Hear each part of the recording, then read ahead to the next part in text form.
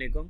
अच्छा, last video में हम लोगों ने देखा था कि हम लोग किस तरीके से जो है वो मार्केट्स को ऐड कर सकते हैं। उसी वीडियो का ही ये नेक्स्ट पार्ट है जिसमें बेसिकली हम ये देखेंगे कि अक्सर आपने देखा हुआ है कि वेबसाइट्स जब आप ओपन करते हो जो कि ऐसे ब्रांड होते हैं जो कि इंटरनेशनल भी चल रहे होते हैं और लोकल भी चल रहे होते हैं, तो आप अगर उनकी कोई वेबसाइट ओपन करते हो तो पहली बात यह है कि आपको रिकमेंड की जाती है लोकल उनकी वेबसाइट। प्लस अगर आप देखो उनकी वेबसाइट अगर मल्टीपल लैंग्वेजेस में हो तो आपको वो लैंग्वेज दिखाई जाती है जो आपकी कंट्री की लोकल लैंग्वेज है, ठीक है। और करेंसी भी वही दिखाई जाती है जो आपकी कंट्री की लोकल करेंसी होती है।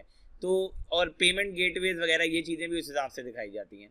तो बेसिकली ये हम किस तरीके से हम लोग भी अपने स्टोर के ऊपर ये सेटिंग्स कर सकते हैं। अगर हम इंटरनेशनल मार्केट में सेल करते हैं तो हम ये प्रेफरेंसेस कैसे सेट करेंगे कि अगर फॉर एग्जांपल कोई यूके का क्लाइंट आता है तो उसको हमारी यूके की वेबसाइट पे रीडायरेक्ट किया जाए और यूके की वेबसाइट पे उस पर यूके लैंग्वेज में ही या जो भी, जैसे वहाँ पे भी इंग्लिश ही होती है, लेकिन अगर कोई इटालियन हमारे मार्केट भी एडेड है और हम चाहते हैं कि इटालियन कोई कस्टमर आता है तो उसको इटालियन वाली जो हमारी एक डोमेन है वो उसको शो हो और इटालियन लैंग्वेज में वो सारी इसको हमारा स्टोर ओपन होकर शो हो और उसी करेंसी वगैरह में चीज़ें से शो हो।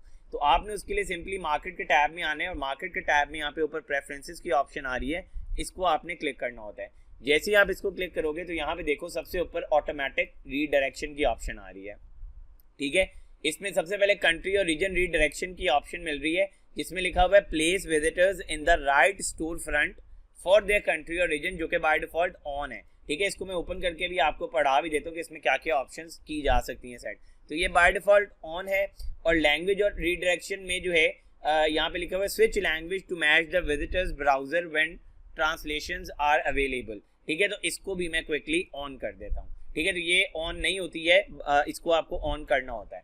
अच्छा, अब इसमें भी मैं आपको ये बता दूं कि लोग इसके लिए भी डिफरेंट ऐप्स का इस्तेमाल करते हैं कि लोगों को ऐप्स डाउनलोड करनी पड़ती हैं, लैंग्वेजेस जो है डिफरेंट लैंग्वेजेस में क्रिएट करने के लिए स्टोर को। तो आप ऐप के थ्रू भी कर सकते हो ये सारे काम, लेकिन आई थिंक आपको जब ये खुद सेटिंग्स प्रोवाइड कर रहा है शॉपिफाई तो आप उसी की सेटिंग को यूज़ करते हुए काम करो तो ज़्यादा बेहतर है, क्योंकि जितनी ऐप्स इंस्टॉल किए जाओगे, चीज़ें इंस्टॉल करोगे, आपका स्टोर ज़्यादा हैवी होगा, ठीक है। उससे नीचे आ जाओ तो आपको ये देखें लेट कस्टमर्स पे इन देयर लोकल करेंसी, तो आप इसको क्लिक करो। तो मैंने यहाँ पे क्लिक किया हुआ, आप इंटरनेशनल दोनों ऑप्शंस भी दे सकते हो। यहाँ पे लिखा भी है customers prefer to shop and check out in their own currency which on average results in 7% higher international sales, ठीक हो गया। इस ऑप्शन को ऑन कर सकते हो। प्राइस राउंडिंग की एक ऑप्शन दे रहा है कि राउंड प्राइसेस अब आफ्टर करेंसी कन्वर्जन, इसको ऑन करना ऑन कर लो, ऑफ करना ऑफ कर लो, ठीक है। नॉर्मली ऐसा होता है कि जब ऑटोमेटिकली कन्वर्ट की जाती हैं प्राइसेस डिफरेंट करेंसीज में तो फिर उनकी जो प्राइसेस है ना वो डॉट के आगे फिगर्स में आना शुरू हो जाती है, तो आप उसको राउंड फिगर कर लो, ठीक है। कंपेयर एट प्राइस हाइडिंग अगर करनी है, ये इनको इन्होंने पूरा इस पे आर्टिकल यहाँ पे दिया हुआ है, आप ये पढ़ सकते हो, लिंक दिया हुआ है, ठीक है। टेक्स्ट इंक्लूजन वगैरह के लिए आप इस चीज़ को ऑन कर सकते हो, लेकिन ये आगे जाके हम देखेंगे कि ये कब ऑन करना है कब नहीं। और इसके लिए भी एक इन्होंने यहाँ पे आर्टिकल दिया हुआ है, इसका लिंक, इसको आप पढ़ सकते हो कि कौन सी कंट्रीज में आपने ये ऐड करना होता है, कौन सी। यहाँ लिखा हुआ है tax inclusive versus tax exclusive countries and regions और नीचे सारी ऑप्शंस दी हुई हैं, ठीक है। इसको आप लोग पढ़ लीजिएगा कि इसमें क्या क्या ऑप्शंस आ रही हैं। अच्छा, सबसे पहले प्लेस विजिटर्स की ऑप्शन देखते हैं। तो यहाँ पे देखें setup automatic store front redirection for your customers. तो अगर कोई भी बंदा जिसके पास मल्टीपल डोमेन्स हैं, वो डोमेन्स की भी डेडिकेटेड डोमेन्स दे रहा है हर मार्केट को, जैसे यूके की मार्केट की डेडिकेटेड डोमेन है, ठीक है, और बाकी मार्केट्स की डेडिकेटेड डोमेन्स हैं।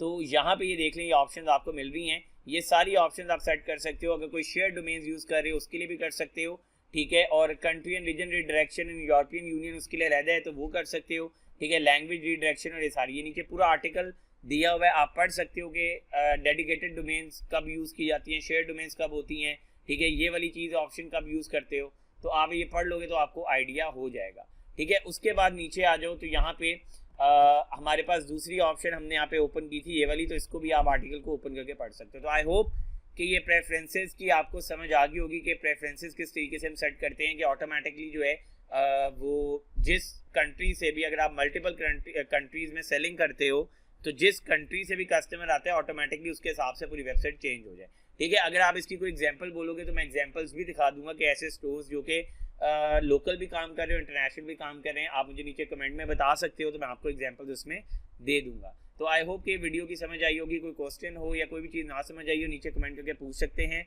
अल्लाह हाफिज़।